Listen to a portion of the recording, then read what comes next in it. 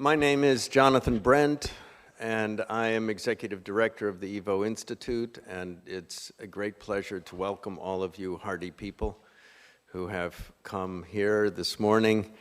Not everybody I know could make it. Some people from Boston could not get through. A couple of our panelists, unfortunately, are not going to be with us today.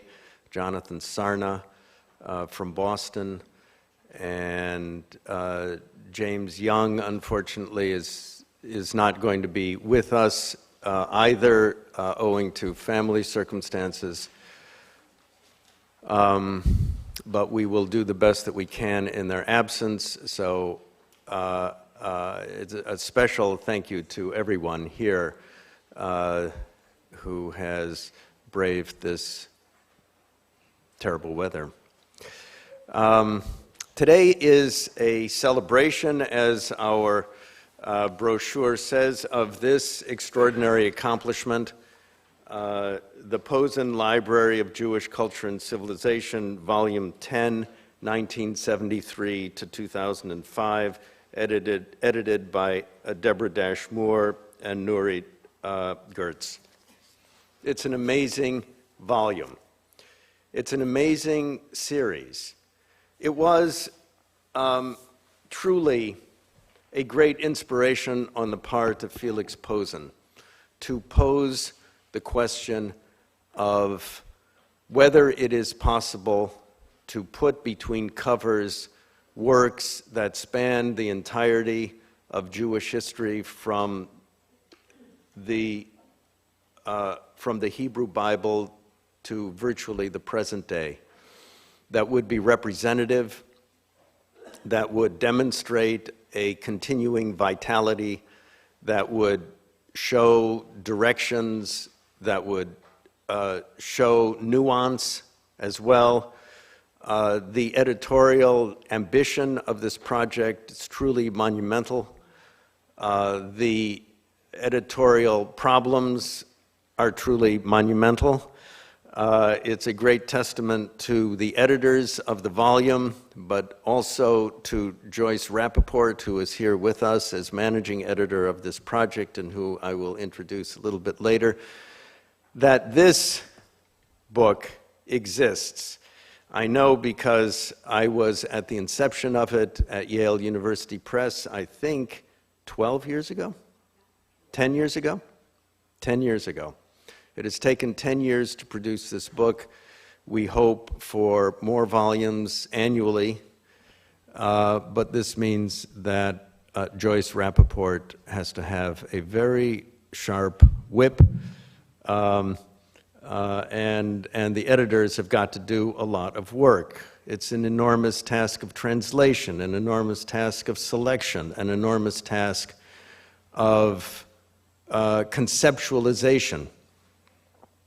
And it's a little bit, and what I wish to say in advance of the rest of this conference has to do with that aspect of conceptualization. We talk about Jewish culture, but Jewish culture in a way presupposes that we know what culture is, and we know what Jewishness is. And I remember many debates at the Posen conferences on exactly this subject. What are we talking about? And this, of course, is going to be our first panel today. What do we talk about? What are we talking about when we talk about Jewish culture? What is it? Is it a set of icons? Is it a set of artifacts? Is it a commitment to a political ideology or a worldview? Is it an entire matrix of a great many such elements? How do we define it? Does it persist? Can it persist in the absence of a strong and dominating religious tradition? In other words, can there be a perpetuation from generation to generation of a secular Jewish culture in the absence of the ritual enactments and manifestations which, as we all know, is precisely that which kept the Jewish people alive for the millennia. Let me give you one example of how complicated this situation is. And this does not have a bearing on this particular book. But in 1899, the first novel ever written in any language was published in Spain by a man named Fernando de Rojas. He wrote a novel called La Celestina. This is what a great critic has to say about it. Celestina, with its sarcasm, sacrilegiousness, crudeness, unmitigated mocking of humanity, and disregard of generic conventions, could not be but Spanish. I cannot conceive that Celestina could have been written by a Frenchman or an Italian, much less an Englishman or a German. And Rojas, who was he? According to the records of the Spanish government and the church at that time, Fernando de Rojas was a Jew, a converted Jew, but a Jew nonetheless. And they understood this in Spain. He became a lawyer, and a rather successful one. And in 1525, when his father-in-law was accused of converting back to Judaism, Rojas wished to defend him before the Inquisition, and they wouldn't let him do this on the grounds that perhaps he had also secretly converted back to Judaism. So, you have to ask, is this a Spanish novel, as Roberto González Echeverría says it is, uniquely Spanish, or is this a Jewish novel, written in the guise of a Spanish novel? Is this a sensibility, the sacrilegiousness, the disregard of generic conventions, the unmitigated mocking of humanity? Is this also the outcome of a certain kind of Jewish activity, in particular that of a man who has been persecuted by the Inquisition, but nevertheless remains part of that society, whose life is, in other words, more or less divided in half? Is it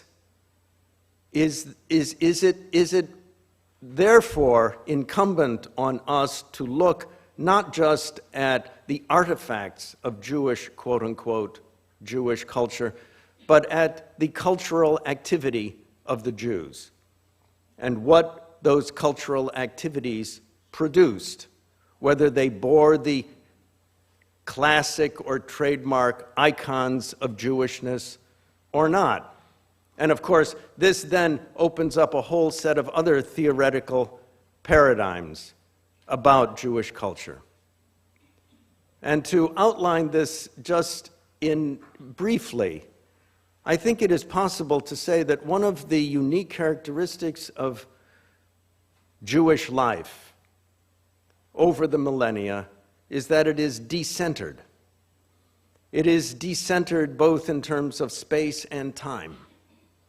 And so the 13th month of Bruno Schulz, in his magnificent collection of stories, Street of Crocodiles, where he posits a 13th month, not in the Jewish calendar, but in the Gregorian calendar, a month in which anything can happen, in which he posits an alternative geographical space that goes along with this 13th month. This is not alien to Jewish experience, because we have led a decentered life in which there is no precise beginning, there is no central set of icons, there is no single narrative that connects us from beginning to end.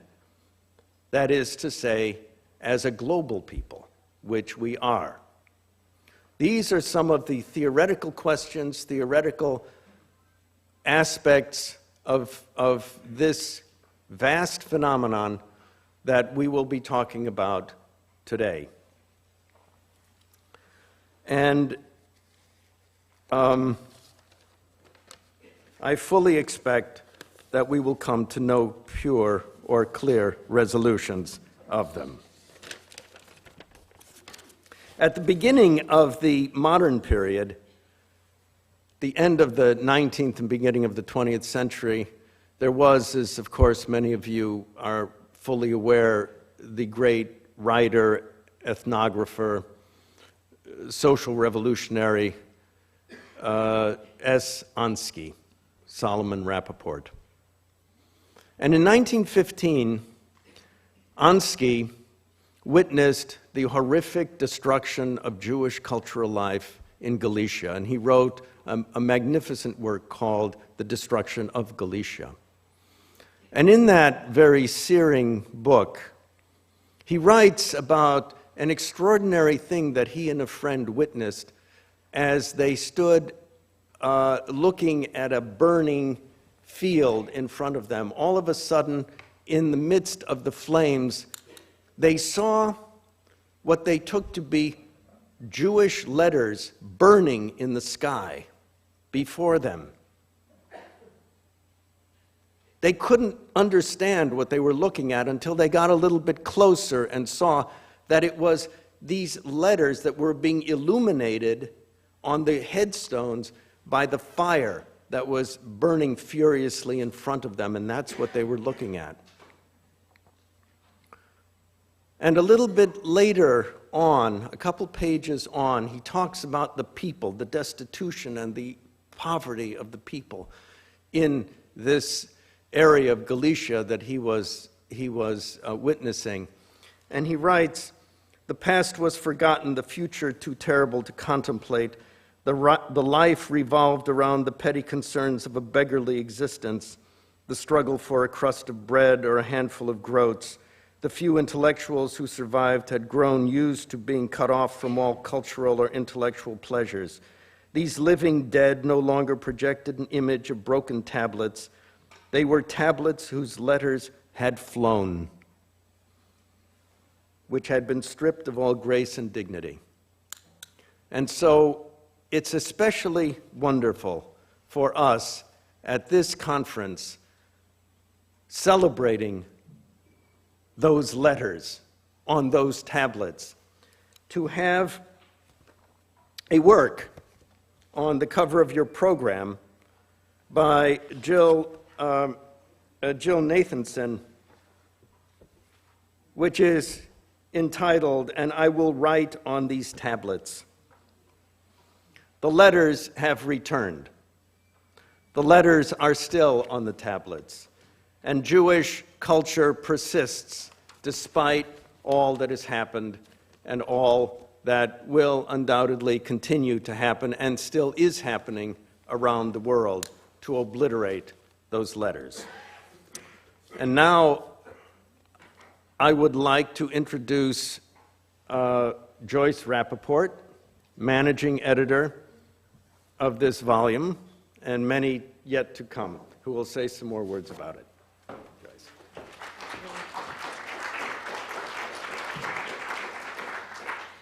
Thank you very much. That's not for me. It's welcoming me. Thank you.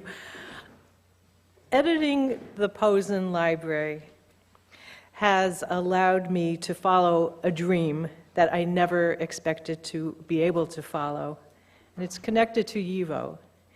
9 years ago this month, I became the copy chief of the YIVO Encyclopedia of Jews in Eastern Europe, a job that lasted a good 4 years.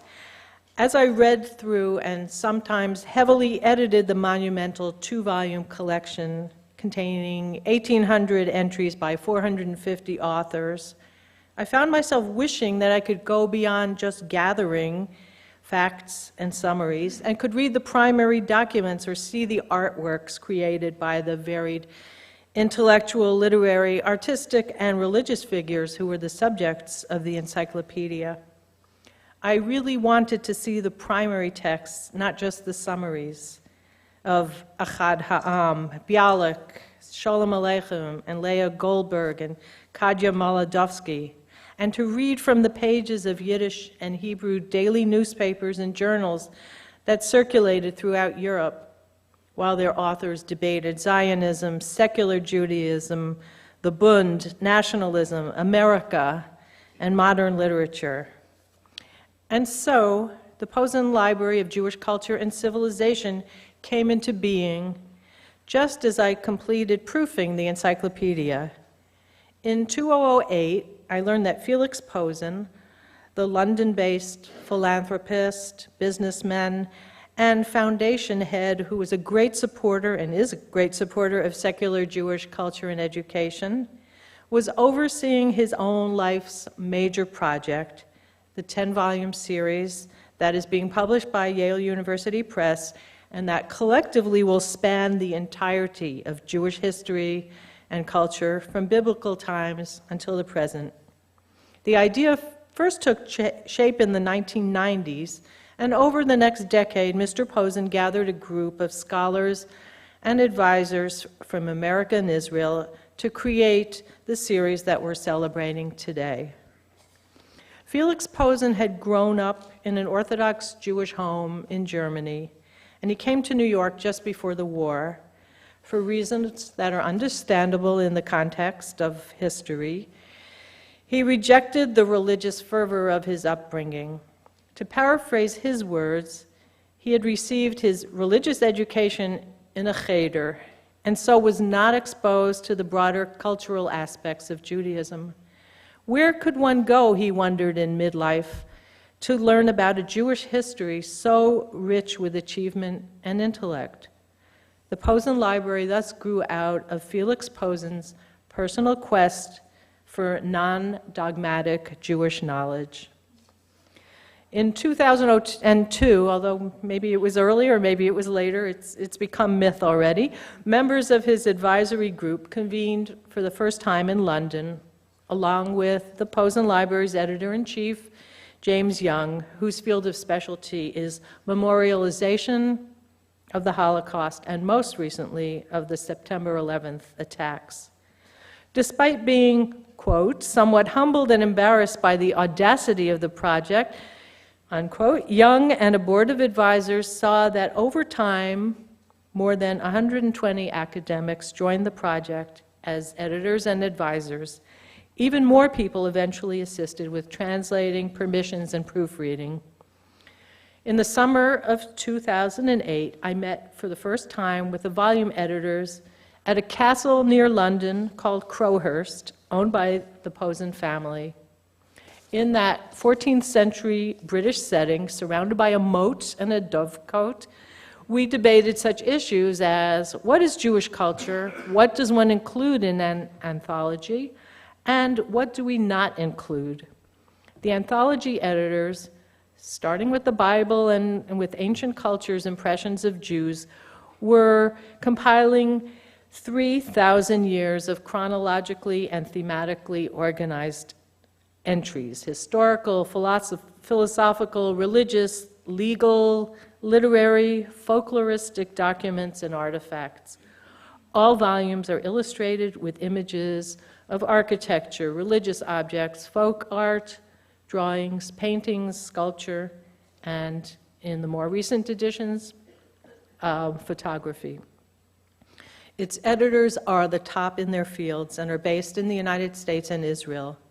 Jeffrey Tigay and Adele Berlin for the biblical period, Carol Bakos for the rabbinic period, Menachem Ben Sasson, Ora Limor, and Israel Yuval for the medieval period, Yosef Kaplan for the Renaissance through 1750, Elisheva Karlbach for the Enlightenment period through 1880, Kenneth Moss and Israel Bartel from 1880 to 1918, Zvi Gittelman and Todd Endelman on the interwar period, David Roskis and Samuel Casso on the Holocaust years through 1973, and in the volume we're celebrating, Deborah Dashmore and Nurit Gertz on the contemporary period.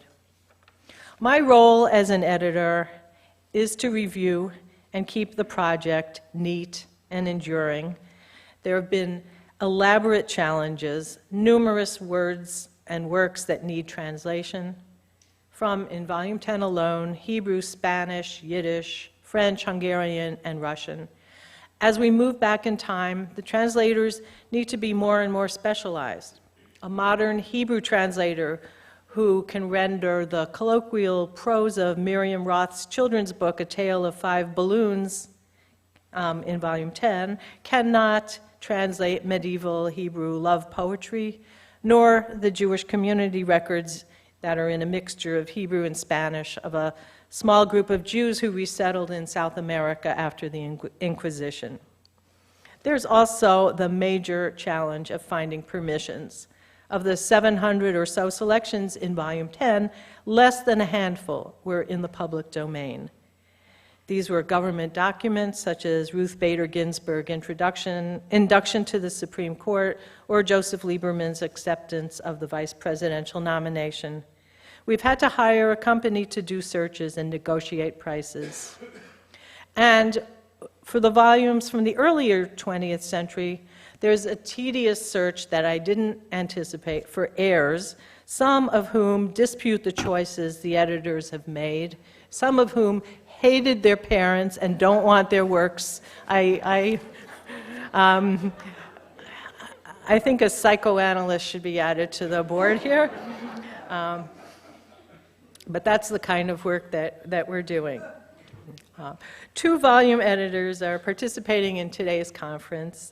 We welcome Deborah Moore and David Roskis, and we hope that in their talks they will allude to some of the choices that they have made. We also want to celebrate the publication of Jews and Words by Amos Oz and Fania Oz-Salzberger, the companion, introductory, beautiful book, which you can buy, that graciously lent its name to today's conference. So with that, we can proceed with panel one, and which is called What We Talk About When We Talk About Jewish Culture. And I'm welcoming Jonathan Brent again as a fill-in for James Young as the moderator for this session. Thank you for coming, everybody.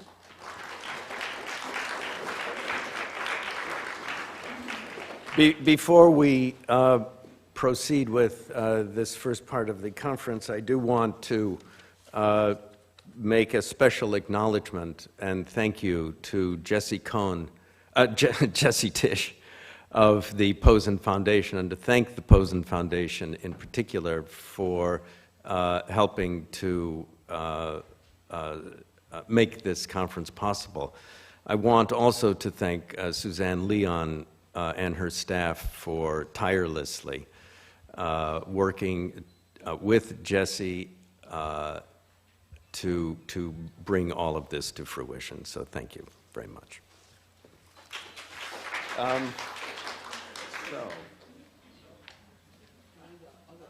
Yes, we need our other panelists.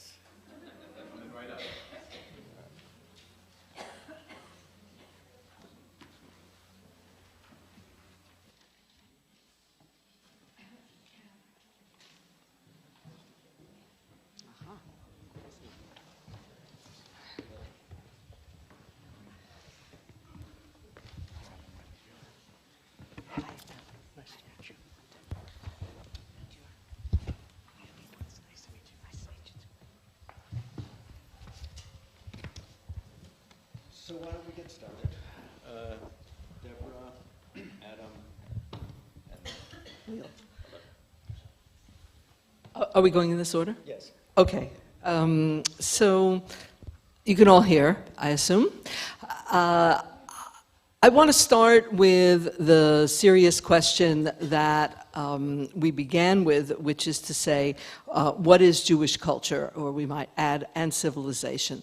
But before I do, I have to mention the fact that I'm standing here, or rather sitting here, as a representative of really a small crowd of people who helped to make this volume possible. Not only my co-editor, Nurit Geertz, but also a fabulous research assistant, I had Rachel Weinstein, who, without whom truly it would not have happened, who created the database and kept track of all of the many selections that went into it. And then all of the advisors and numerous other students who pitched in at various times to help create this. An anthology project like the Posen Library of Jewish Civilization is one that involves a kind of winnowing, so that the original conception of the volume included many, many more selections than were actually ended up being published. And the stages of winnowing meant that certain things got left by the wayside, which certainly deserved to be in, but there were clearly constraints of, this is a pretty hefty volume anyhow, of size and scope. When we began the project, Nurit Gertz and I knew from the very beginning that we did not accept a notion of Jewish culture as essentialist. That is, that we did not see Jewish culture as having to have something, some essence, in order to make it Jewish. We really rejected that idea, and as 21st century scholars, I guess you would say, we recognized instead that Jewish culture should be seen more as a process, that the production of Jewish culture involved a lot of different actors.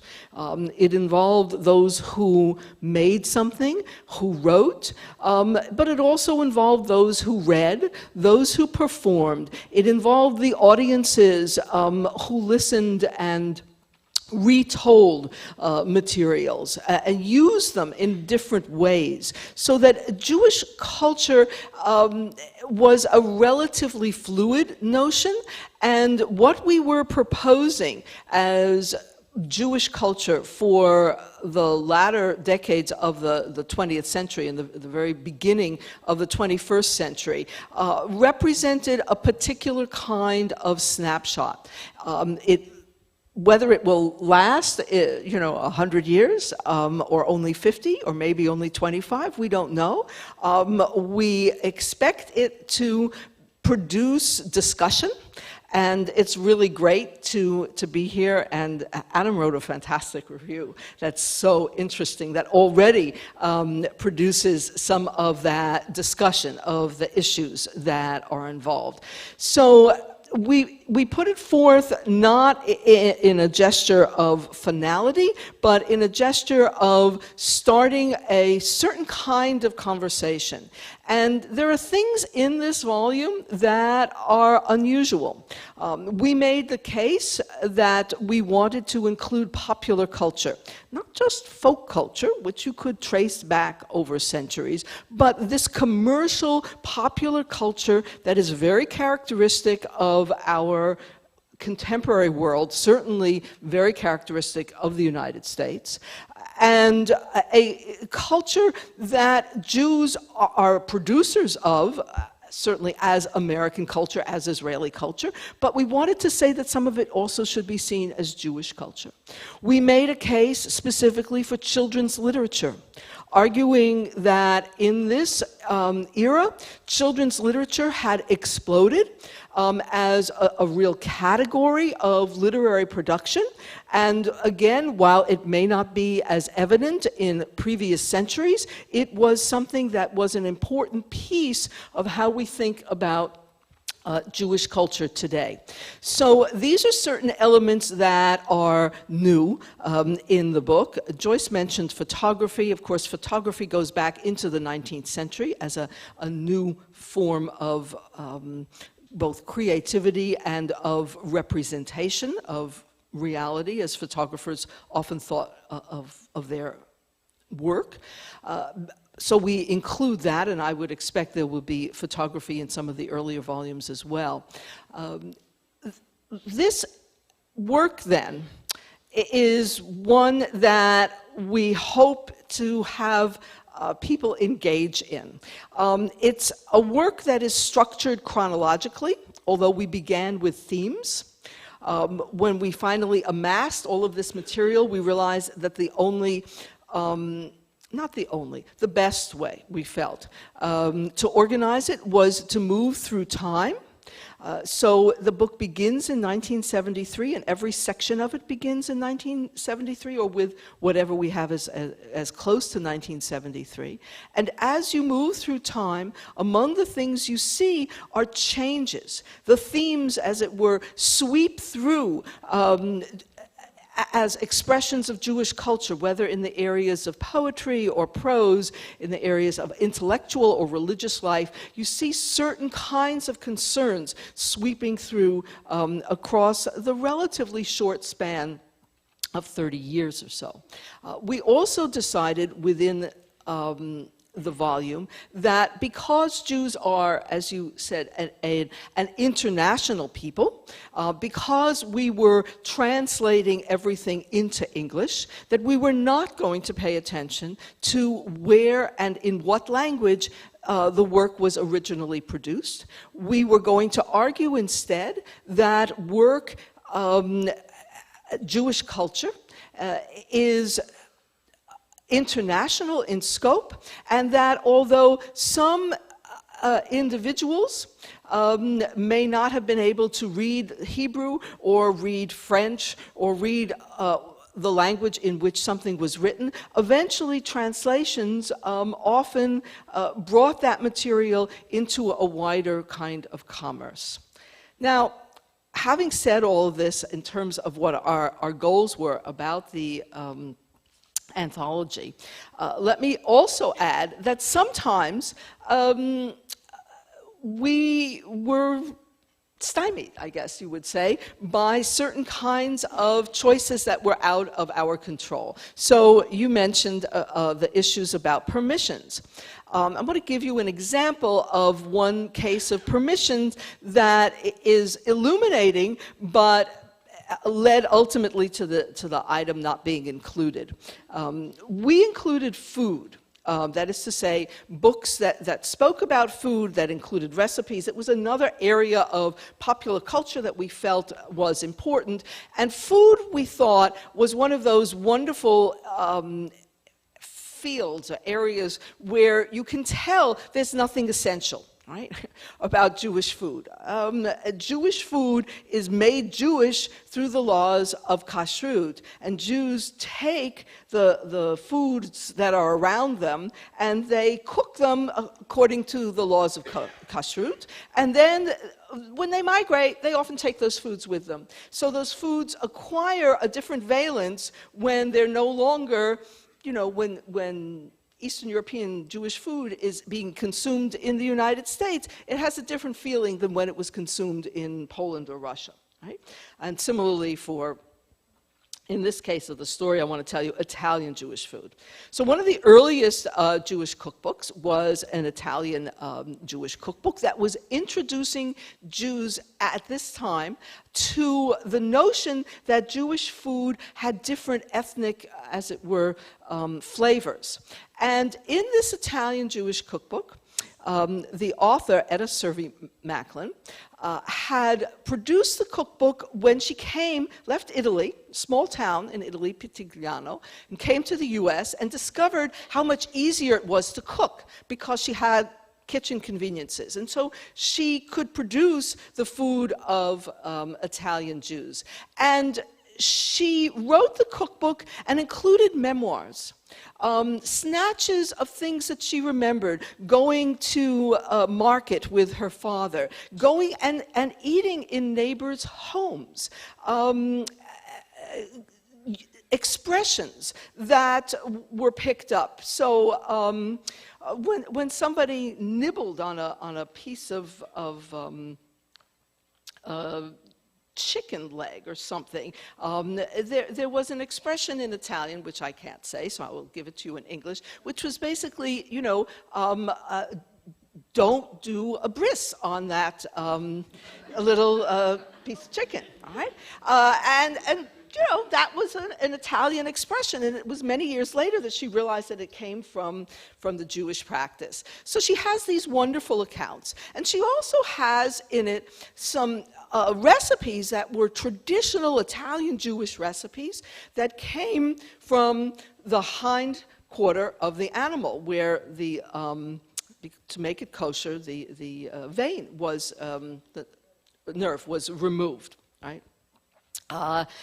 It was a very nice cut of meat, and it was a dried cut of meat, and I specifically chose that recipe because I thought, here's a way of showing what was considered kosher in Italy, a different way of thinking about it, certainly than Ashkenazi Jews did. And I had the section on Pitigliano with the expressions and people visiting in each other's homes. Okay, we ask her for permission.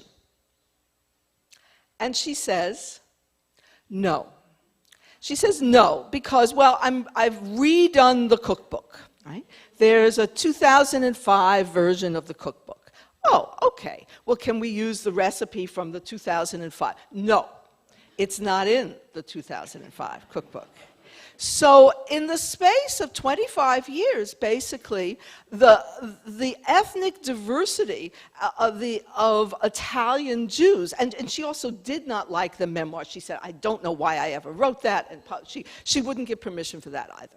So it had changed, and so there's nothing from the 2005 cookbook, because the 2005 cookbook is subscribing to a different understanding of what constitutes kosher food. It has eliminated many of her memories that showed that Jews and Christians in the small town interacted with each other, and it's just very different from what we had initially wanted. So there are cases where you make a choice and you think this is going to be part of a volume, and it doesn't occur. Let me just say, in concluding these opening remarks, that the ways in which we approach Jewish culture, in essence, gave all of you a chance to create it, because how you read material, how you use material, the performances that you attend, we have lists of music, the music that you might listen to or the films you might watch, go into what it is that makes Jewish culture. It was a pluralist and small d democratic understanding of Jewish culture, and one that did not privilege an elite as compared to a non-elite. And finally, last point, since we were two women editing this volume, there are a lot of women's voices here. We're well aware that as you go back in time, the ability to retrieve women's voices gets more and more difficult because they have not been saved. And we were convinced that it was crucial to include women's voices as part of contemporary Jewish culture. Well, I did get a chance to read. I mean, it's not a kind of book that you read. It's encyclopedic, but I got a chance to look at and sort of study in Volume 10 of the Posen Library, and in conjunction with the Oz book that gives the conference its name, Jews and Words. And it's an interesting experience because it makes you start thinking about what is Jewish about Jewish culture, what makes some of the things, for instance, in the book Jewish. There's a section on visual art, where I guess we'll hear later today from one of the contributors, that some of the objects that you see in the visual art section are, say, a Star of David or a ritual object, something like that, that's plainly Jewish. Others are, say, a diorama by the artist Laurie Simmons of dolls. She's a contemporary photographer who does dioramas with dolls and photographs them. If you saw it in a gallery, nothing about it would read Jewish to you. You wouldn't think this is a Jewish work of art at all. But the artist is Jewish, and therefore, in some sense, it could be considered a contribution to Jewish culture, civilization. That is sort of one example of the basic question, I guess, that we're here today to ask, that the title of the conference suggests, which is it enough to have words to make a Jewish culture? What do you need to constitute a Jewish civilization. If you're an Orthodox, you don't have that question, you don't have that problem, because Judaism is a religion. It's and an ordered way of life. It's something that's been practiced for hundreds and thousands of years. You're doing it because God instructed us to behave a certain way, because we're the chosen people. That is an answer to the question of what makes a Jewish life that's very coherent. It's very easy to understand. If you reject those premises, as Jewish secularists would do, such as the people who started YIVO 90 years ago, then you have to start asking for other bases of what Jewish life is. If Jewish life is not going to synagogue, if it's not keeping kosher, if it's not praying, then what is it? And one answer that I think many Jews, probably many of us in this room, would come to is that there's this thing called secular Jewish culture that we participate in that's important to us. It's manifested in literature, in politics, in intellectual life, scholarship, all of these things, and in popular culture too. All of these things can have a Jewish charge to them, a Jewish sensibility to them, and if we live in that culture, that we're somehow participating in, perpetuating a Jewish tradition. The big question is, and this is, I think, something that will come up again and again today, is that a sufficient basis for a Jewish life or for a continuous Jewish tradition? Or is that something that, by definition, is going to wane after several generations? In other words, are we living off the sort of accumulated capital of centuries of Jewish life where Jews lived basically among themselves in Jewish communities, practicing the Jewish religion? All of that changed 140 years ago or so as conditions in Eastern Europe changed. Millions of Jews came to America. Some Jews started to build the Yishuv in Palestine and then the State of Israel. And then, of course, there's the Holocaust, which wiped out the traditional Jewish way of life and the traditional Jewish population. Now we're left with a lot of inheritances that we don't necessarily know how to make use of. And that's one thing that I think will be interesting to see in the development of the Posen Library in future volumes, is how this contemporary look at Jewish culture gets translated back into previous centuries where religion is really at the heart of it. Because if you read this book, religion is not at the heart of it. It's very much a secular understanding of what Jewish culture is. There is a section on spiritual life and on religion, but I think it's probably no more than 10% of this very large book. Much more is devoted to, say, fiction. And so the question is that a Jewish, can you make a Jewish culture based on, say, fiction written by Jews in different languages? One item in the book that raises that question right away, I believe it's the very first selection in the volume, is from Humboldt's Gift, the novel by Saul Bellow. Bellow, of course, is a Jewish writer, if anyone is, and certainly deserves a place in a volume like this. But in the selection that's in the volume, there's nothing Jewish about it. Nothing Jewish is referred to. There's no necessary hint that the characters are Jewish. So the question is Saul Bellow an American novelist? Is he a Jewish novelist? Is he a Jewish-American novelist? Does that mean he's supposed to matter more to Jews than to other Americans? Is that what he would have wanted? Is that how he would have seen himself? All of these are sort of questions that are raised. And in reading about this and thinking about this, I sort of came to the conclusion that what constitutes a Jewish culture is everyone who's interested in asking those questions, rather than having the answer, because I don't know if there is a single good answer. And maybe we'll continue to ask some of those questions today. Permit me a variation on the theme. First of all, let me say what a great pleasure it is to be here with Deborah and Adam, and since between them they could plumb the entire depth of Jewish erudition. It is up to me to have the merry task of simply skating along the surface, and therefore I'd like to be a good Jew and begin by telling you a story. So a few years ago, I found myself sitting in a Chinese New Year celebration in Hong Kong. When out of the blue, or as the color pattern of the specific restaurant where we're eating out of the red, a question came by my host, do you like being Jewish? And I thought that was a rather inhospitable question to ask several moments after putting a huge platter of pickled pork tongues on the table. And therefore, kind of, not wishing to sort of curtail the flow of conversation, I said, sure, yeah, I do very much. And so the host asks, I was hoping it was going away, but then the host asks, well, why? And, then as now, I said, well, let me answer with a story.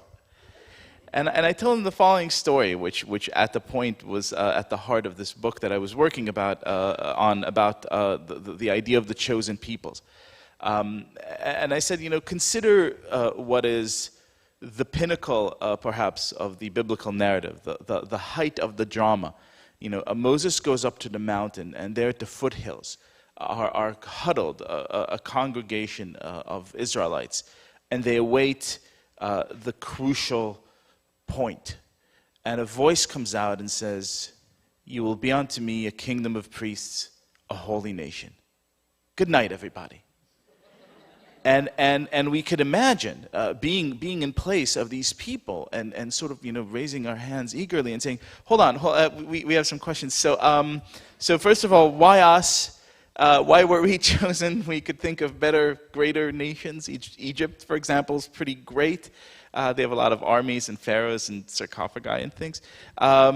We were chosen to do what exactly now? What is it that you expect us to do? Also, are our children automatically chosen?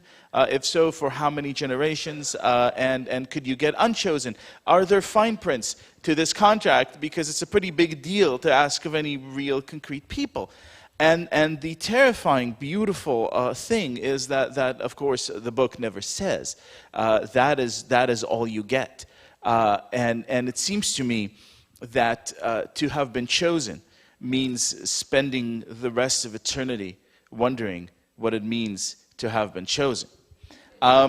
It's a wonderful cosmic joke, but the more you think about it, it also makes for wonderful theology.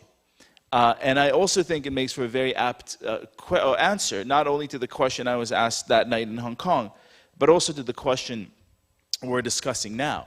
I'm putting a somewhat more theological spin on answers given much more eloquently by Deborah and Adam.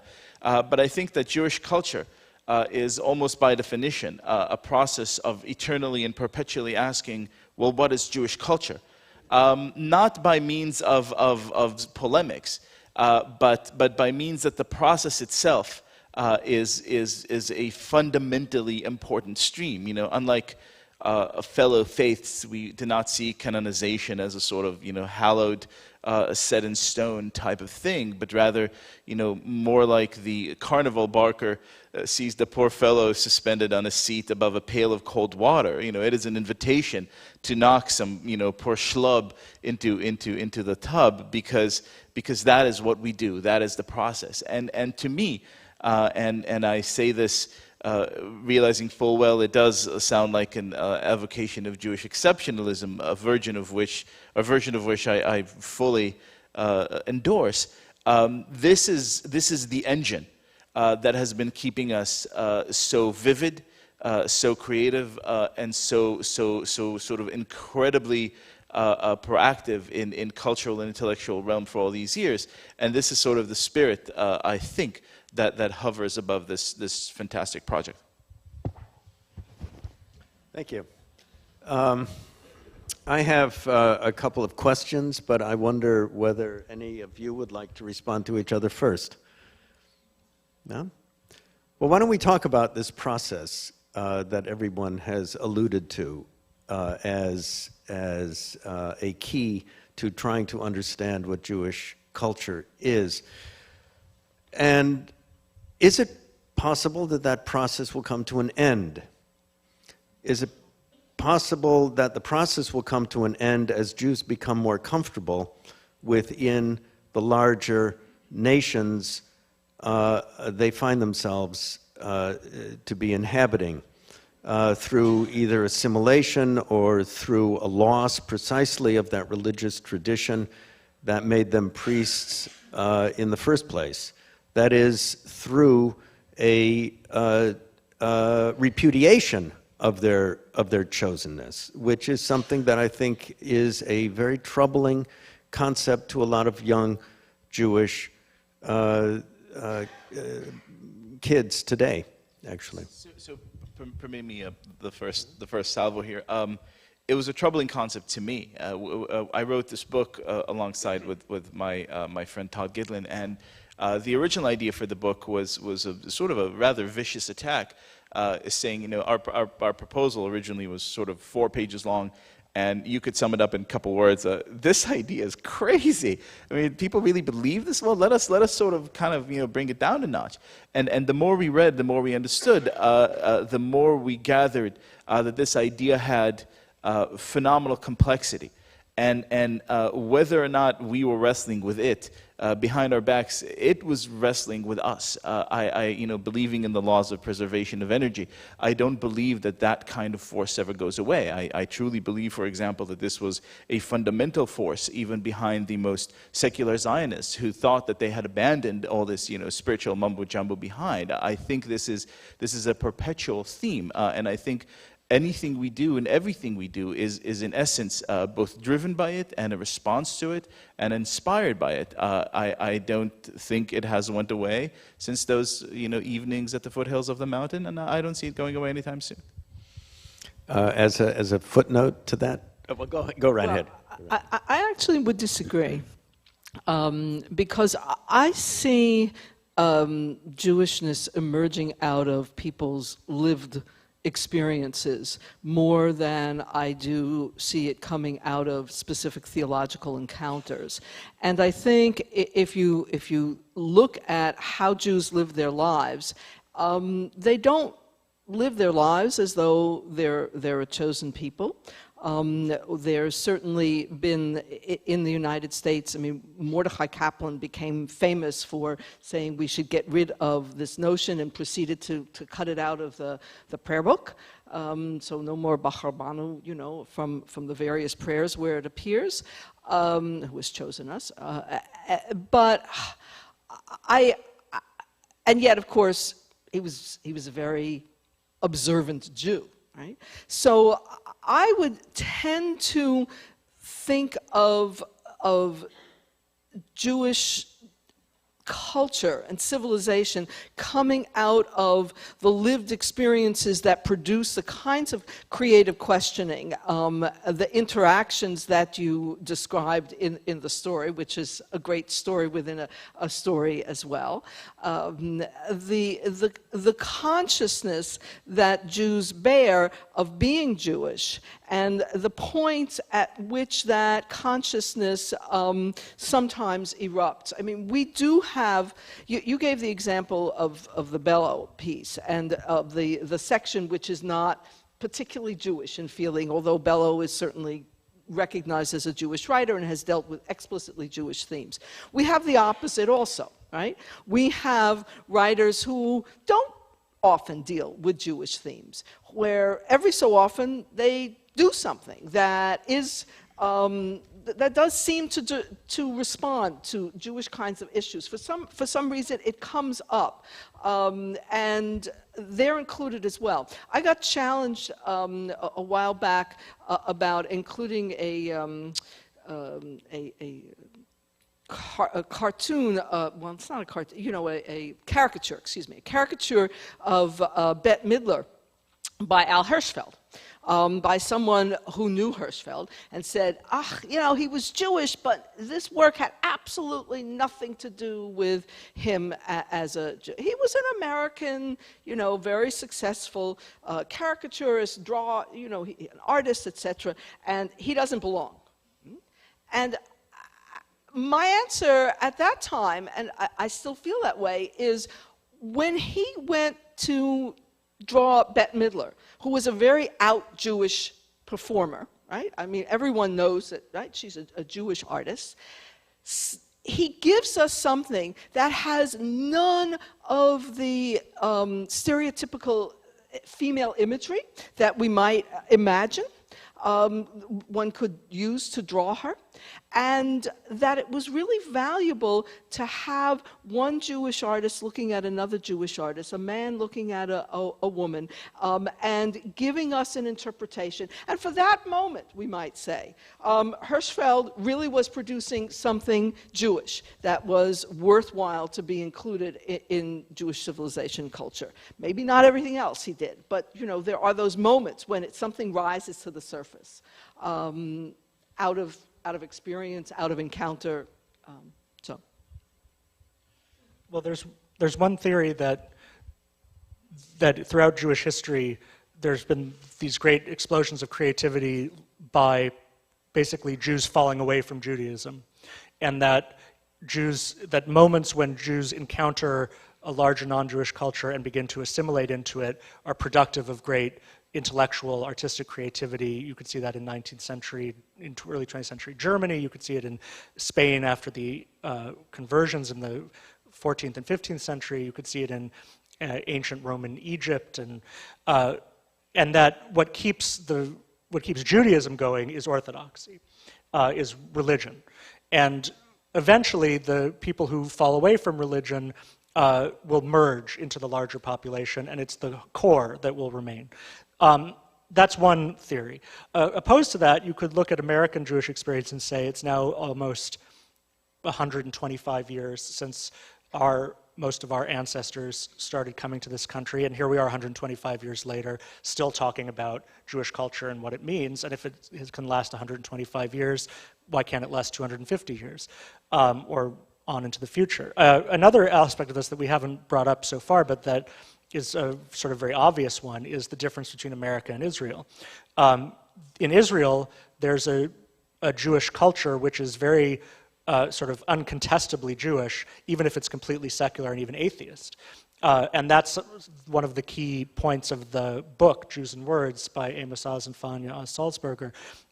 They are writing out of a very sort of honorable secular Zionist tradition in which they're saying you don't have to be religious to be Jewish, you just have to belong to this community called the people of Israel, and that the sign of this community, or what keeps it together, is language, and specifically Hebrew. And that is a very coherent argument. It's a good argument. There's a lot to be said for it, but it doesn't apply here in New York because we don't speak Hebrew.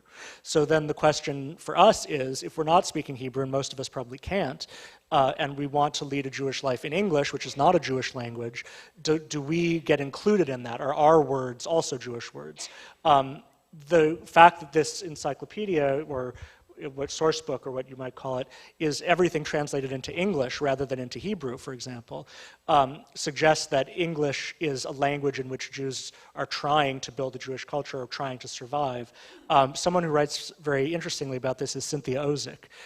Cynthia Ozick has an essay, which was a lecture that she delivered in Jerusalem, in which she talks about, could English be a Jewish language like Yiddish? Which also started out as German, as a non-Jewish language, and then sort of merged with Hebrew and became its own thing. Could English be a Jewish language? It's certainly the language that a lot of Jewish life is being lived in today.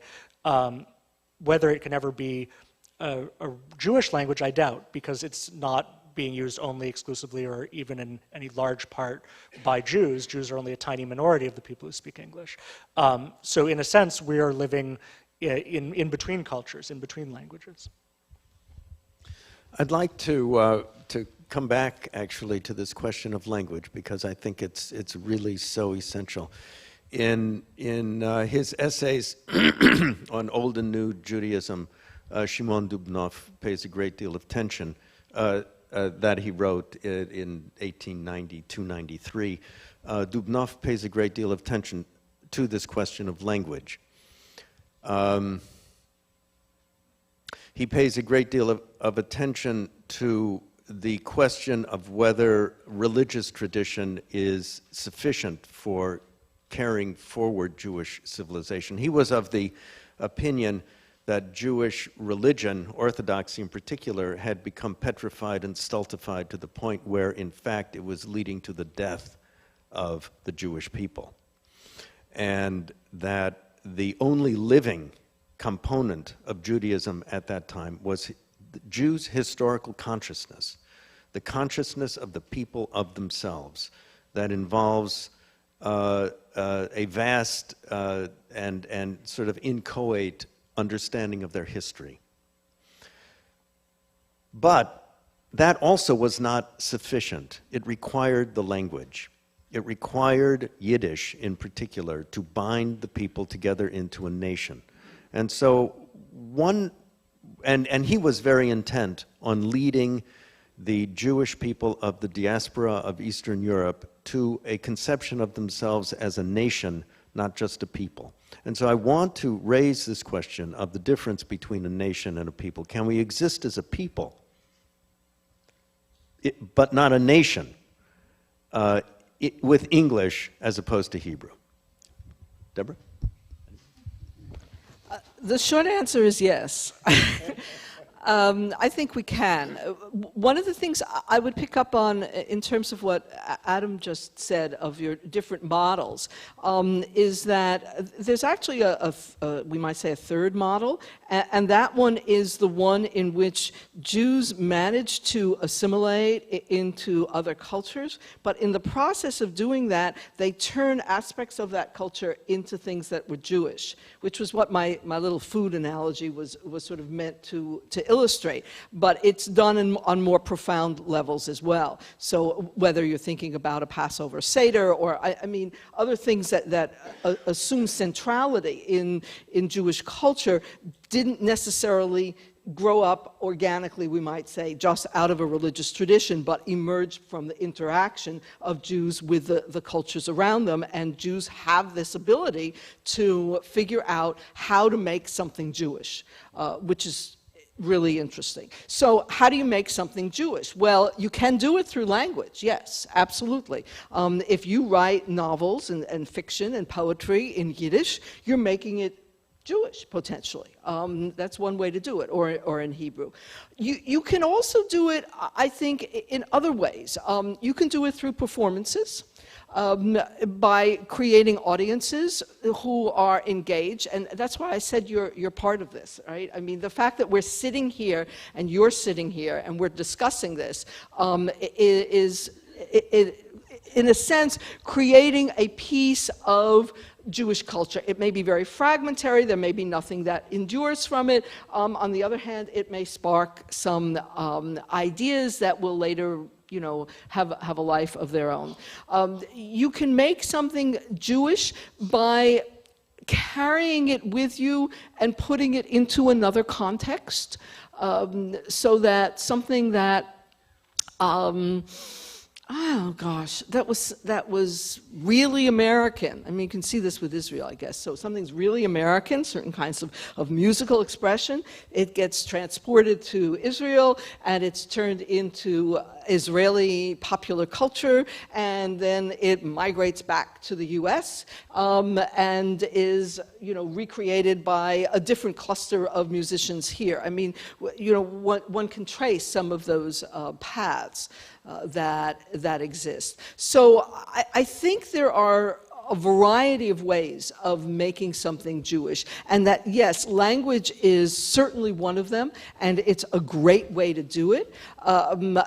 And it does allow one to think of the people who all speak the same language as being part of a nation. But if you're going to hold on to a notion of peoplehood, which is a looser form of connection, then you have to, you ultimately have to have more porous boundaries.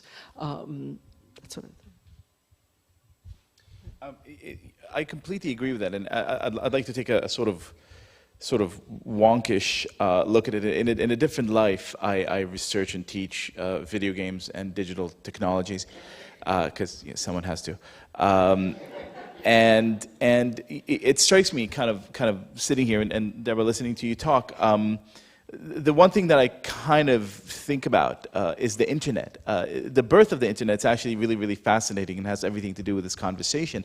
So, in 1957, sort of the height of the Cold War, sort of the Pentagon looked around and said, hey, we have a really big problem. Our communication structures are completely central. So, all the Ruskies have to do is just bomb, one particular location, and we have no ability to communicate with one another, which is obviously a disaster if you're looking at sort of, nuclear catastrophe scenarios. And so they created this idea which eventually became the internet, and the idea was you would do something called packet switching. And packet switching is you will take pieces of information and then you will send them all over the web in tiny little brackets, right? Like little bits that in of themselves don't make a lot of sense. And they will travel all over like little pinballs, in a pinball machine. And they would end somehow at the other end of this network, at the other end of the destination. The receiver will see them, and then they will reassemble, and they will make perfect sense. And therefore, even if a third or half or three-quarters of the network is destroyed by a nuclear bomb, the messages will still go through because it's not a straightforward line with a sender on one end and a receiver on the other. I think this is not a bad metaphor for what we're dealing with here. I think it is a brilliant system, Judaism is, because by definition it is incredibly decentralized, it's incredibly diffuse. The other thing about the internet, the reason it is called internet, is because there were different networks, one in America, one in England, and one in France, and someone just went ahead and wrote a protocol, a computer software that knows how to let all these different networks connect with one another, hence internet. And I think that's kind of what we're doing here. We have a variety of languages, a variety of traditions. They could be American, they could be Spanish, they could be ancient or modern or Hebrew or Israeli or what have you. But somehow we all have some sort of protocol, deep within that knows how to receive it on the other end and sort of build it into a coherent message. I think that's a beautiful mechanism of survival. I like that metaphor a lot. We've been waiting all this time for the internet to be invented so that we would be able to understand what Judaism is. Amen. Well, the difference between a people and a nation, and one difference is politics, right? One thing that's missing from the conception of Jewish culture and civilization is politics. That's sort of an element that's not there. No, it's there. Well, those were among the free things we were able to get, right? I mean, Ruth Bader Ginsburg's speech, and we got Golda Meir's declaration of the Yom Kippur War, and politics there. Well, I don't mean it's missing from the book, but I mean that in the sense that there's an American civilization, right, and there's also an American country, and that shelters the civilization that is the basis of the civilization. With American Jews and diaspora Jewry, there is no country. There is no Jewish country. I mean, this was sort of the big question, the big dilemma of diaspora nationalism, which flourished in Yiddish-speaking countries in the first half of the 20th century and ended up being destroyed and becoming a sort of dead end in Jewish history because the basis for it was wiped out in the Holocaust. There's an Israeli culture, which I think most American Jews don't actually know much about. I certainly wouldn't claim to, and which has a state behind it. And there's an American Jewish culture which doesn't have a state behind it. And so one way of looking at this is the periodization of this book. This is something I wrote about in writing about the volume. The periodization, it starts in 1973. 1973 is obviously an important date in Israeli history because of the Yom Kippur War, and it's an important date in American history because of Watergate and Vietnam, but it's not an important date in American Jewish history because, for one thing, is there an American Jewish history? What would the seminal dates in that history be? How would you periodize it? It's a whole different set of questions, a whole different way of thinking about time and about how history is put together. So I think that we're sort of, again, it's the fact that we ask the question about people versus nation that keeps the Jewishness alive, rather than being able to settle on one final answer to it. Can I just say that, yes, there is an American Jewish history, but the questions of periodization are very good questions. And it is legitimate to make a case that American periodizations matter for Jews too.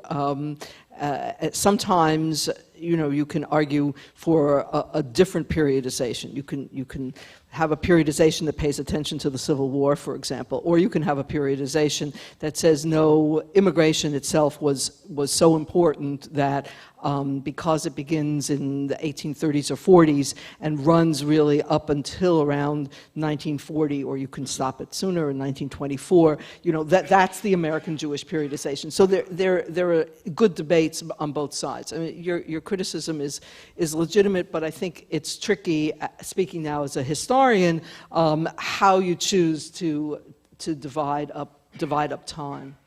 And I don't mean it as a criticism, I just mean it as a question that's inherent in the project, one of the questions that you have to ask. So we are going to have time for questions, not yet, because I have another question myself, which is, this asking of questions is a wonderful thing, and of course we're all familiar with it from Pesach and so on and so forth.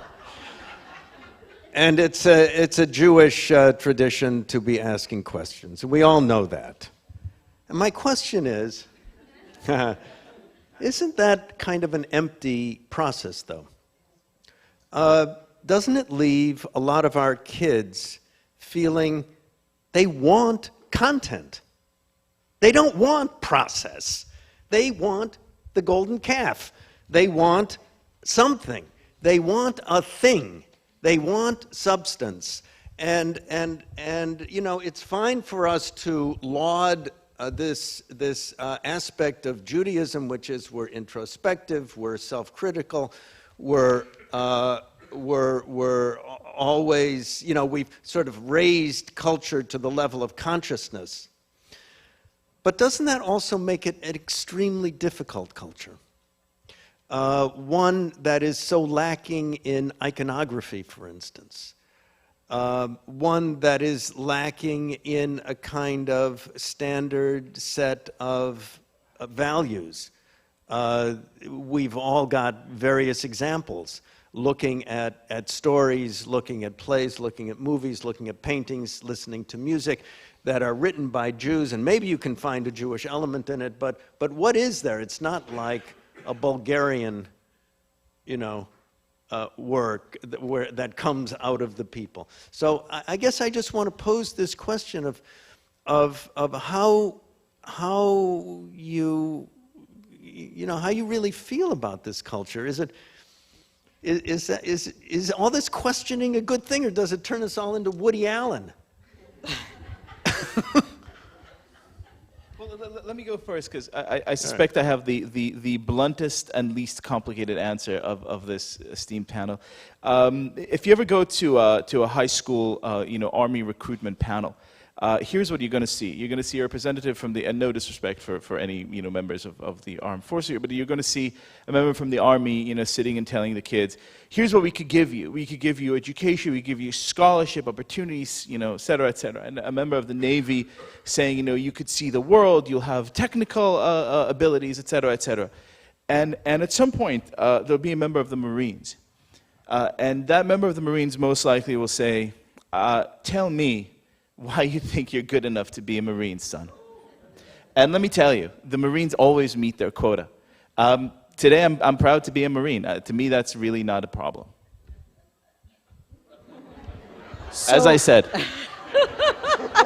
Okay, so I'm going to give an answer about content that comes from the opening two poems from 1973. As I said, one of the really interesting things that happened in putting the volume together was to actually see who sits next to whom on the page. I mean, we had no idea when we were collecting all of this material, because we were just choosing things and we were not paying attention to when something was written or whatever. So the poetry section opens with two poems, one by the American Jewish poet Samuel Menashe and one by the Israeli Jewish poet Meir Wieseltier.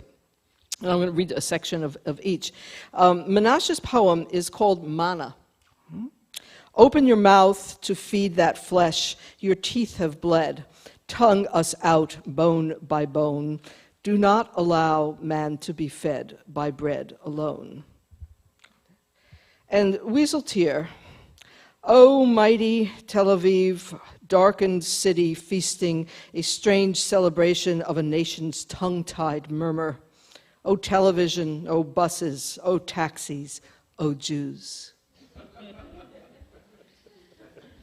The military metaphor reminds me that Herman Wouk, in his book, which is I think called This Is My God, says the same thing. He was a Navy man and obviously wrote about the Navy, and he says that the Jews are like the senior service. It's like being in the Navy because more is expected of you. I think that there's a tendency, which is understandable but probably should be guarded against, for Jews to congratulate themselves on exclusively possessing things that in fact every culture possesses, such as words, right? I mean, every culture has words, every culture has books. The difference maybe in Jewish history is that we've only had words and books and not anything else, right? Not kingdoms, not buildings, not the kinds of things that conventional history is written about. But I think you're right. I think it can't just be questions. There have to be texts, for example, that's one thing. There has to be probably religious practice, even if you approach it in a skeptical spirit. There has to be at least knowledge of the religious practice. There has to be knowledge of history. And if you ask most Jews, most American Jews, what it is that they identify with being Jewish, they would probably say the Holocaust. And that is, I think, a valid answer because it has to do with history and has to do with how Jews are live in the world and live among other people and are treated by other people. So it can't just be questioning, and we should remember that questioning is something that all human beings do, not just something that Jews do, and isn't a basis for a specifically Jewish identity.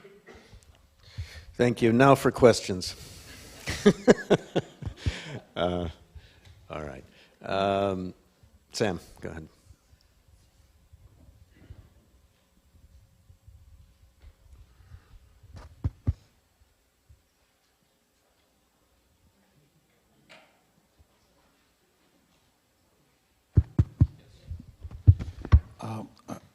I'm totally in sympathy with the approach to the question that Deborah began with, and that neither Adam nor Liel really challenged in their own voices, and that is of a Jewish culture that accepts into not the canon but into the field just about everything. Yet there is something in me that wants to draw a line somewhere. And my question is really to Deborah, whether there's anywhere you would draw a line. In speaking as a publisher, we face that question every day, every week. And the Forward has chosen to draw very, very few lines. One of the lines we do draw is that we don't accept opinion pieces or paid advertisements from Jews for Jesus. And it's, of course, I acknowledge that there's an irony in there, being a secular, sometimes in our history, a secularist publication, that we draw the line on that religious breakpoint. But we won't. And I'm wondering whether there's anything that you can point to that purports to be an expression of Jewish culture that you would say, oh no.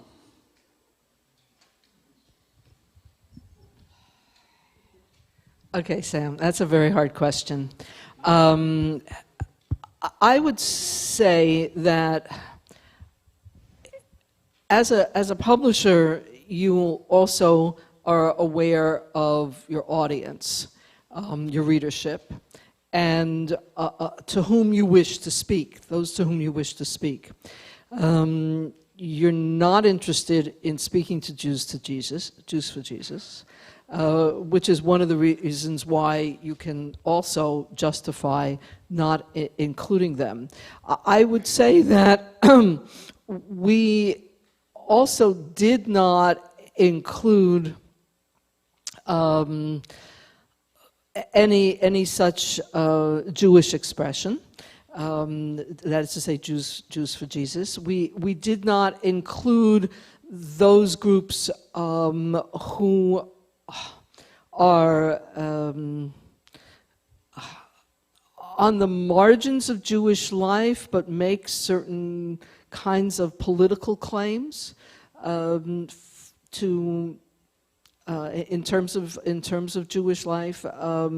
You were right to say that there's a relatively small number of religious materials, and I've been criticized by a number of people for not including enough of the ultra-Orthodox voices.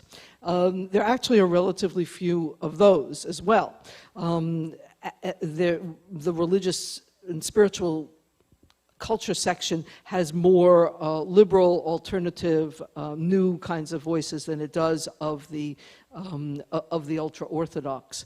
So I think, in pragmatic terms, our answers were in part limited by the volume itself, but in theoretical terms, what we decided to exclude were things that we felt did not speak to large numbers of Jews, or did not have sufficient merit, even if they didn't speak to large numbers of Jews. I guess we took more aesthetic criteria, although clearly there were political criteria involved implicitly there as well.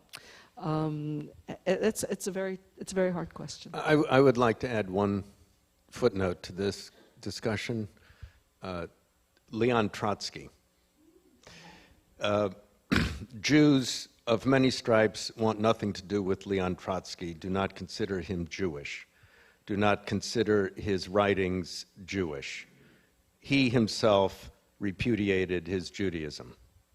When I asked the Polish philosopher Leszek Kolakowski what he thought of Leon Trotsky, he said, it's a Jewish neurosis.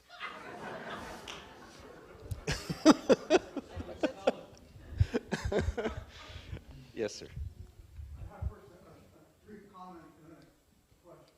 My comment is that it appears to me that the lowly bagel is a messenger. The lowly bagel is a messenger of Jewish history in the United States. First, it was unknown to the general population. Then it became an exotic item.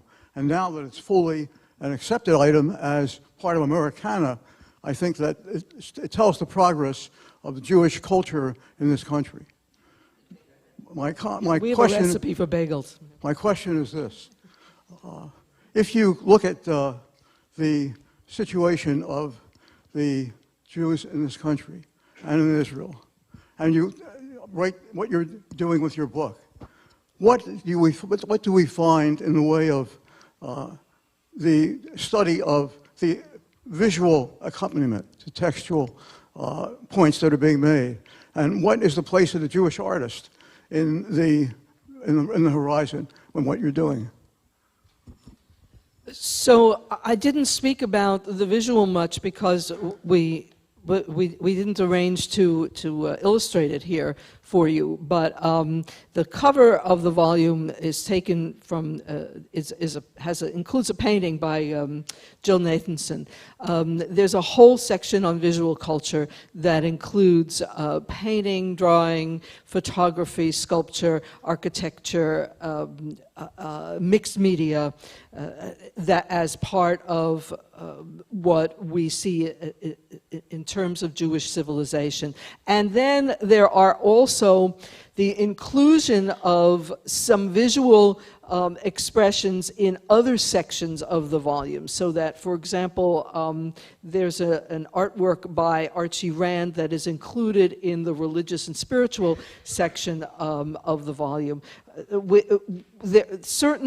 The placement of art is not just within visual culture, but actually moves into a number of different areas. So we felt that Jews have been extraordinarily creative in a lot of different areas, and you gave the example when we were talking of one photographer, Laurie Simmons, work that was included.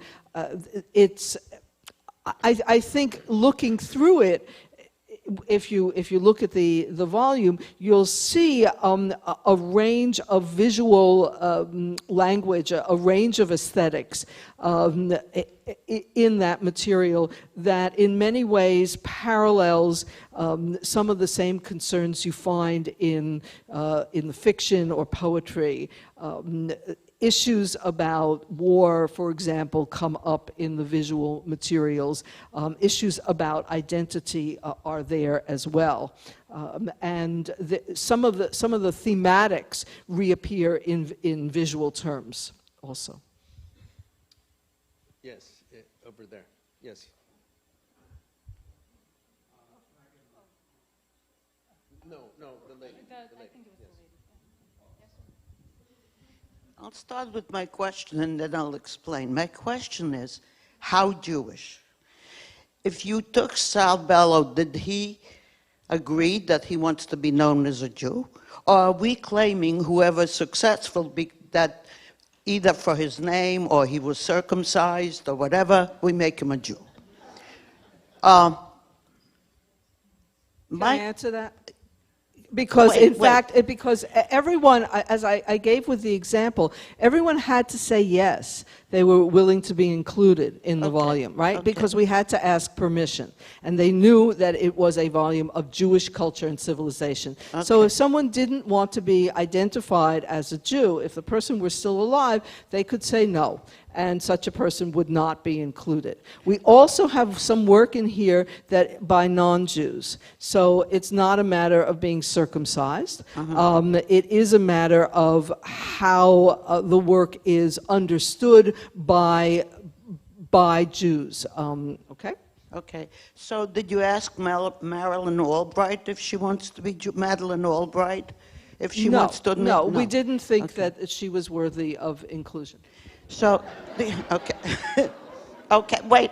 My only point is that I think what will keep us Jewish is anti-Semitism. They always remind us that we're Jews and they don't let us forget it. Otherwise, we get comfortable and we assimilate. Thank you. Yes.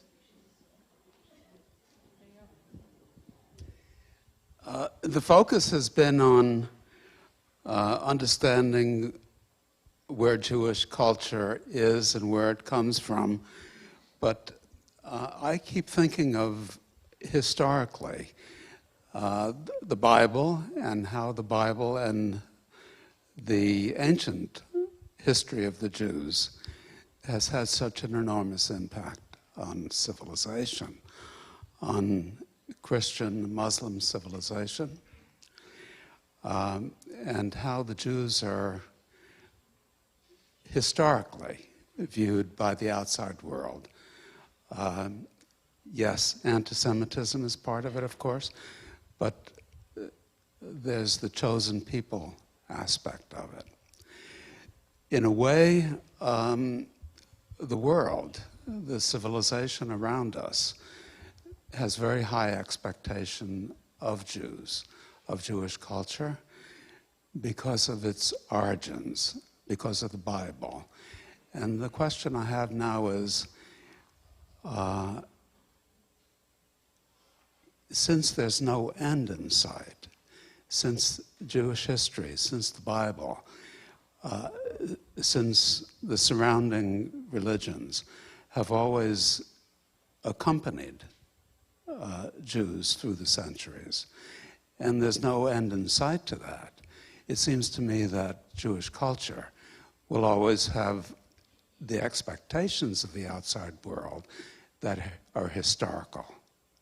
And I'd like you to comment on the role of the outside environment in the development of Jewish culture. Well, maybe I would respond to that by saying there's a new book, recently published book by David Nuremberg called Anti-Judaism, which is a history of ideas which goes back to ancient Egypt up to the 20th century, about how ideas of Judaism function in Gentile culture. And if you look at this book, it's, as the title suggests, it's a little bit depressing, but it does confirm the idea that Judaism has been an absolutely central concept in the way that Western civilization thinks about itself. And that those thoughts often have nothing really to do with Jews, with actual Jews.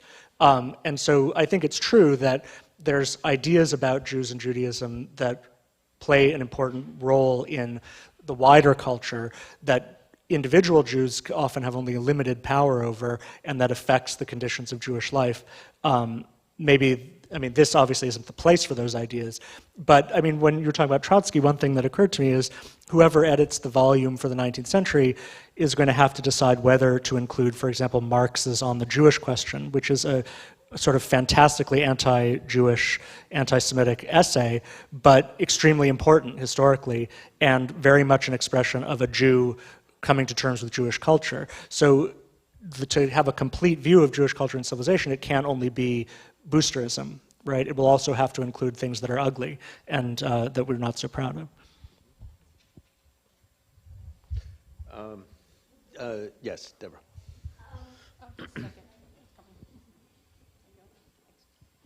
Yeah, you mentioned nation, but you didn't mention community.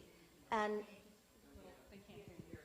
you mentioned nation, but you didn't mention community. And in my observations, the crucial factor in a person remaining Jewish over a long period of time is whether they have any connection to a community, even when the communities are quite strung out, as in the American South.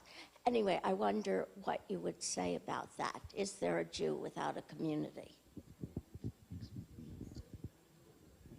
So I would agree with you. Yes, you do need community, just like you also need family.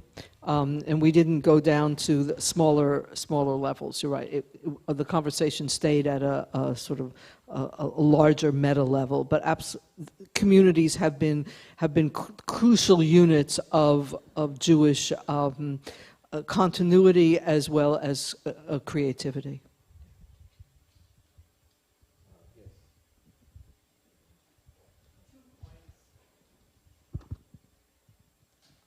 That Jewish secular culture is a process, and it represents two kinds of interpenetrations. One, the external setting, in our case, American culture, and the other is the religious penetration. You mentioned kosher, and obviously there are other aspects. Another thing I wanted to ask, child-rearing practices are obviously an important aspect of the continuation of Jewish secular culture.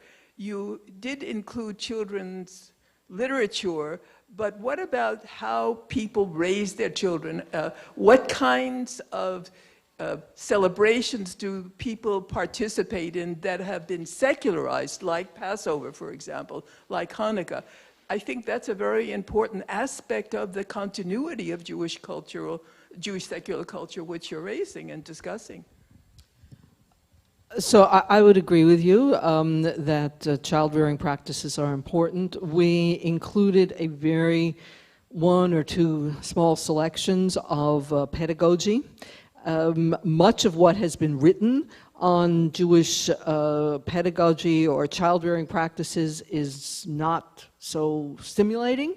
The children's literature is great. And we also have examples of new forms of Haggadot interpretations, ranging from Israeli nature, environmental kinds of Haggadot, to ones that incorporate the Holocaust into it, American ones.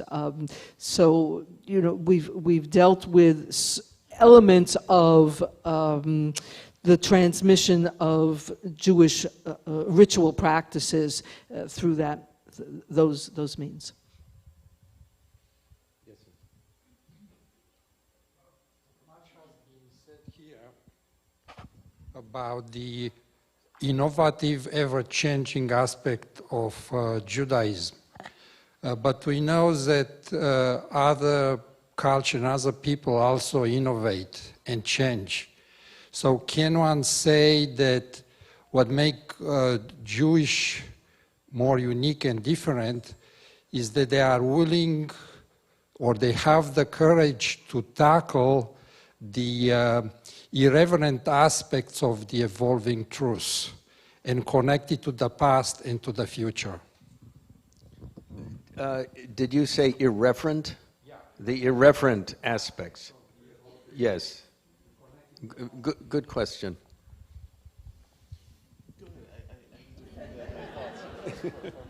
I think irreverence is probably one of those things that all cultures have, and maybe for us as Jews, we see the Jewish irreverence because we're inside of it, but I think it wouldn't be unique. It wouldn't be, I wouldn't think, distinctive, just as literacy isn't distinctive. That's one thing that, actually this and the previous question, if you read the book Jews and Words, those are subjects that are treated directly, both of those, both irreverence and the role of the parent in instructing the child in Judaism that the Oz's talk about. This is where I sort of stand apart. Not defining myself in any meaningful way as a secular Jew, and not feeling bound so much to the values of the Enlightenment as I do to good old Jewish culture. Leonard Cohen had this beautiful line, I'm the little Jew who wrote the Bible. And I think that this sort of goes towards answering your question. I think it's not so much the element of change as it is the element of perpetual consistency. To quote a great big lover of the Jewish people, we're constantly at the still point of the turning world. We have that was obviously a joke. T.S. Eliot, not a huge fan. Would not have enjoyed this panel one bit. But I think and this is where I do feel comfortable, as I said, with at least a tinge of Jewish exceptionalism. Again, a highly unpopular concept. I do obviously realize that there's great peril in claiming any sort of uniqueness when it comes to element of literacy, and I think you're absolutely correct that every nation or every culture that has survived has done so by definition by sort of adjusting to some sort of change, right? Otherwise, it would perish. But I think there is something fundamental about Jewish culture, and if I could define it, I suspect I would be on an entirely different pay grade. But I will take a very sort of blunt stab at it. I think the idea is this perpetual wrestling, not so much with the necessity of change, but with the necessity of change as it corresponds to one very big theological idea. And to me, again, and I'm sorry to hark on this point, but the religious aspect of it, even if not practiced and lived, and Deborah, I completely agree with you that there is so much to be said for reality to be defined as people actually live their lives. And myself, as you could tell, I'm a few cheeseburgers removed from halachic, perfection. But I think that this religious idea with which we've been grappling, with which we've been grasping, I think this perpetual quest for trying to understand what it means, I think there is something so pure and beautiful about this. And I don't think it's you said before, a process, might we not have some content? But I think, as every great athlete, for example, would tell you, there's nothing more beautiful than the moment in which muscle memory completely takes over and you're in the game, or as athletes would say, you're in the zone. I think we've been in the zone for some thousands of years now. One more question. I've ignored the back of the room. Yes, sir. Those of us who grew up in a home in which Yiddish was spoken, no doubt have heard the expression, "Es hat nicht kein Jiddischen Tam." And the question there is, what do we mean by tam? It's a flavor, it's a taste, it's a feeling, and when a group of people who constitute a community react to certain things in a more or less common way, it becomes part of their culture. The way we react to things, the way we treat things, what we generally like or dislike as a community becomes the culture. When we speak of Jewish culture, we have to see what distinguishes it from other culture. And that is not treated here. It's a difficult thing to treat. But those who grow up in it know it because they lived it. And that's where your definition of how they live is so vital to this question. Having said that, the other question that had come up is, if we've lasted 125 years, what's to prevent us from lasting 250? I would submit something that's been absent from this discussion, that as long as there is anti-Semitism, there will be Jews, whether they acknowledge it or not. I say to those friends of mine who are totally secular and say, why do I have to be Jewish? That is not the question. Society regards you as a Jew, and once you're regarded as a Jew, you better become part of that community and understand what it is. So I ask for comment as to the role of anti-Semitism in helping to maintain a Jewish community, a Jewish way of life, and will promote certain things from developing within that community. Okay, all right.